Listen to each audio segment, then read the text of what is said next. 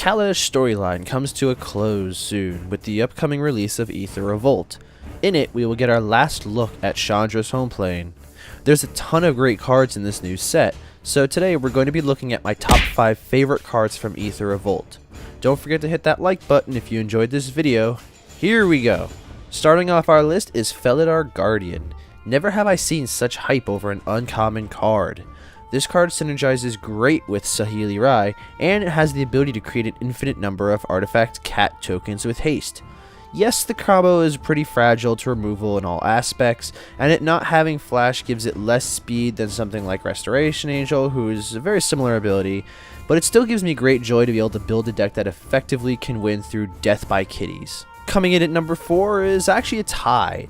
These two cards both interact with artifacts. Whir of Invention and Mechanized Productions are two really interesting spells. Whir of Invention is very much a blue version of Court of Calling, although it's tuned for artifact tutoring instead. While blue doesn't have nearly as much mana ramp to make this as powerful as Court of Calling, I still very much love this card. As for Mechanized Production, this is a card I would recommend running in a deck that will utilize the aforementioned Felidar Guardian combo. Not only does it give us copies of artifacts, which is super useful in and of itself, but it offers us an easy to achieve win condition. And an alternative win conditions are something I enjoy. At number 3 we have Aetherwind Basker. This one might seem a little bit out there to many of you. I've recently begun to give Standard an attempt, keyword attempt, with a very budget blue-green energy deck. The biggest creature that it can churn out is a 6/6 colorless beast token, which really doesn't offer too much as it does not have trample. My little lizard here, however, is larger, does have trample, and as I will refer to it, Ether Breath. Is this going to be the energy-based green version of Shivan Dragon? I hope so. I personally really love this card and hopes it gives my energy deck the oomph it needs to get better. Kari Zev comes in at number 2. She's a pirate first of all. We need more pirates in Magic if you ask me, and given the sheer number of ship vehicles we have in this block, I was certainly hoping for a captain figure creature to be made. She reminds me of a revamped Geist of St. Traft, albeit going for a much different direction. I love the First Strike and Menace combo. If I can give her Death Touch as well, I'll be a happy camper. As for her attack trigger creating the Ragavan token, that's just icing on the cake.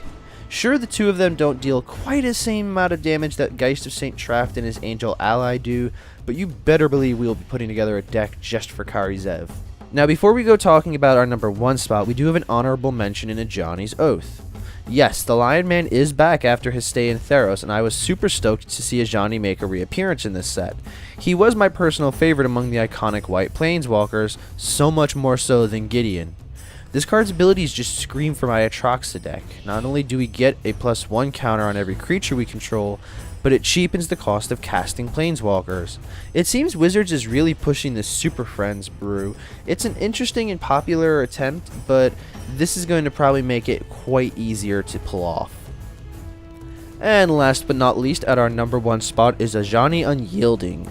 Like I said before, Mufasa is my favorite white Planeswalker, seeing as Elspeth is kind of dead and all. He is quite expensive to cast, which when he was first spoiled, I kind of expected and hoped he would be the Planeswalker deck version. But regardless as he is not, I still find him very powerful and very fun looking. That ultimate ability is guaranteeing him a spot in Atraxa regardless of what build you're going for, as giving another 5 +1/+1 counters and the extra 5 loyalty all around is going to end games really quickly. Anyway, that's all with the time we have today to ramble about the cards I hope to pull from Aether Revolt. What are some of your favorites? Let us know down in the comments section below. If you enjoyed this video and want more like it, remember to hit that like button. And if you're new to the channel and want to stay in all the know of all the happenings around here, subscribe today.